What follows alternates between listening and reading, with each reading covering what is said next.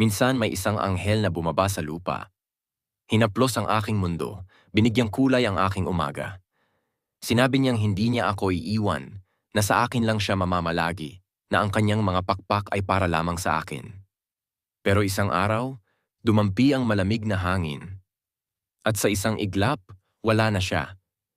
Iniwan akong nag-iisa. Iniwan akong nagtatanong. Ano bang naging kasalanan ko? Saan ako nagkulang?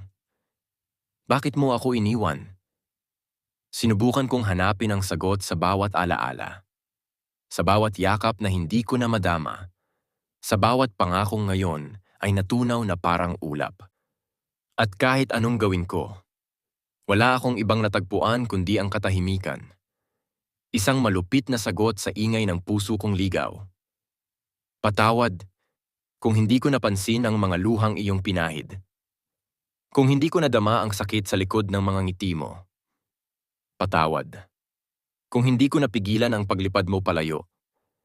Ngunit kung may paraan lang upang ibalik ang panahon, pipiliin kong ayusin ang lahat. Pipiliin kong manatili kang akin. Ngunit alam kong huli na, sapagkat ang isang anghel na lumisan ay bihirang bumalik sa langit na iniwan. Ngayon nananatili akong nakatingala sa langit, umaasang sa dulo ng bawat panalangin, sa pagitan ng mga ulap at tala, ay muli kitang masisilayan.